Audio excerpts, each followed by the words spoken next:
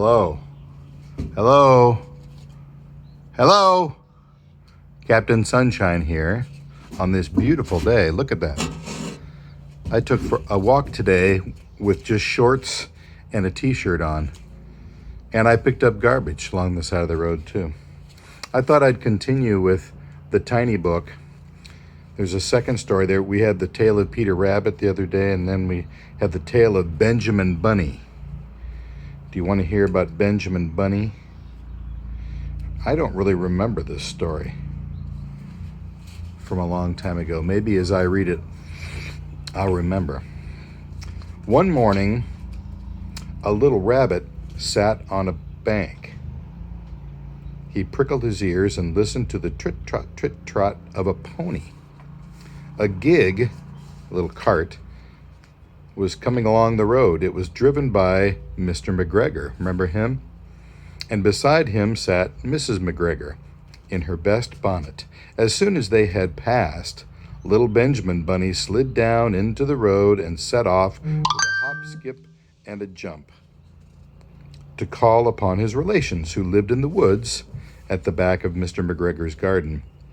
That wood was full of rabbit holes, and in the neatest, sandiest hole of all lived Benjamin's aunt and his cousins, Flopsy, Mopsy, Cottontail, and Peter Rabbit.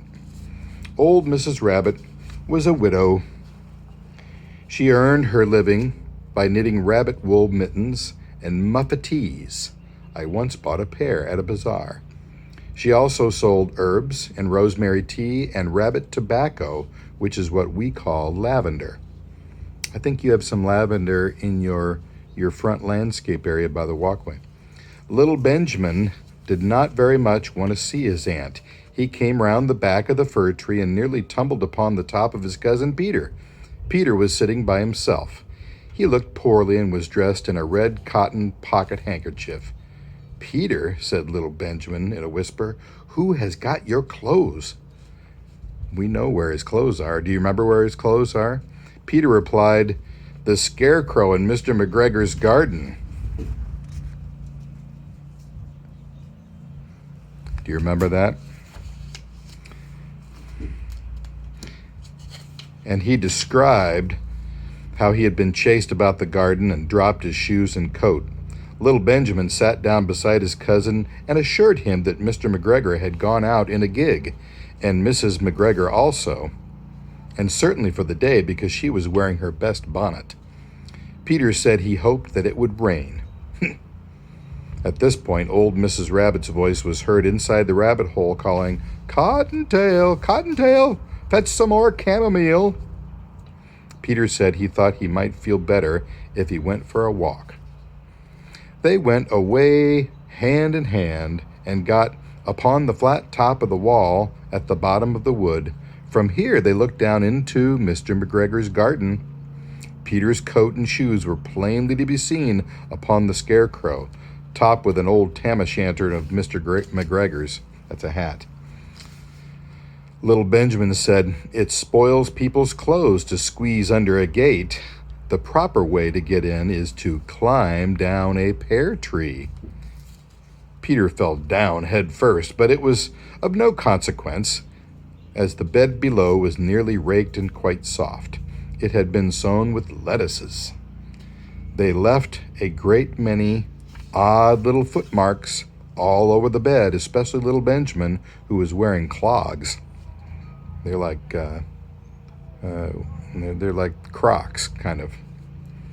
Little Benjamin said that the first thing to be done was to get back Peter's clothes in order that he might be able to use the pocket handkerchief. They took them off the scarecrow. There had been rain during the night, and there was water in the shoes, and the coat was somewhat shrunk. Benjamin tried on the tam-o'-shanter, but it was too big. Then he suggested that they should fill the pocket handkerchief with onions as a little present for his aunt. Peter did not seem to be enjoying himself. He kept hearing noises. Benjamin, on the contrary, was perfectly at home and ate a lettuce leaf here and a lettuce leaf there. He said that he was in the habit of coming to the garden with his father to get lettuces for their Sunday dinner. Oh, so Cousin Benjamin has been in that garden too. The lettuces certainly were very fine. Peter did not eat anything. He said he should like to go home. Presently, he dropped half the onions. Little Benjamin said that it was not possible to get back up the pear tree with the load of vegetables. He led the way boldly towards the other end of the garden. They went along a little walk on planks under a sunny brick wall. The mice sat on the doorstep cracking cherry stones. They winked at Peter Rabbit and little Benjamin as they walked by. Presently, Peter let the handkerchief go again. They got amongst the flower pots and frames and tubs. Peter had heard noises worse than ever. His eyes were as big as lollipops. He was a step or two in front of his cousin when suddenly stopped.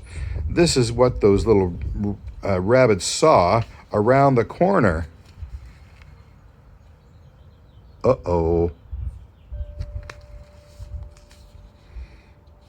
That's a big, hungry cat.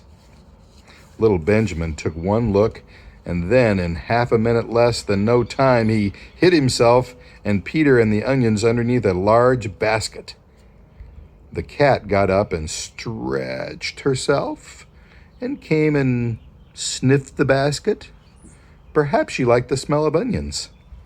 Anyway, she sat down upon the top of the basket.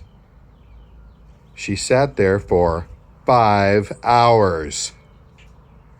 I cannot draw you a picture of Peter and Benjamin underneath the basket because it was quite dark and because the smell of onions was fearful. It made Peter Rabbit and little Benjamin cry. The sun got round behind the wood and it was quite late in the afternoon, but still the cat sat upon the basket. At length there was a pitter-patter, and some bits of mortar fell from the wall above. That's the stuff that's around the bricks in a house or a wall. The cat looked up and saw old Mr. Benjamin Bunny prancing along the top of the wall. He was smoking a pipe of rabbit tobacco and had a little switch in his hand. He was looking for his son Benjamin. Old Mr. Bunny had no opinion whatever of cats. He took a tremendous jump off the top of the wall onto the top of the cat and cuffed it off the basket and kicked it into the greenhouse, scratching off a handful of fur. That's a scary bunny. The cat was too much surprised to scratch back. When old Mr. Bunny had driven the cat into the greenhouse, he locked the door. Then he came back to the basket and took out his son Benjamin by the ears and whipped him with the little switch. Then he took out his nephew Peter. Then he took out the handkerchief of onions and marched out of the garden. When Mr. McGregor returned about a half an hour later, he observed several things which perplexed him. It looked as though some person had been walking all over the garden in a pair of clogs. Only the footprints were too little. Also, he could not understand how the cat could have managed to shut herself inside the greenhouse, locking the door. When Peter got home, his mother forgave him because she was so glad to see that he had found his shoes and coat. Cottontail and Peter folded up the pocket handkerchief, and old Mrs. Rabbit strung up the onions and hung them in the kitchen ceiling with the bunches of herbs and the rabbit tobacco. The end. Well, I hope you guys have a good night. Have a good day tomorrow, and we'll talk to you soon. Love you. Bye-bye.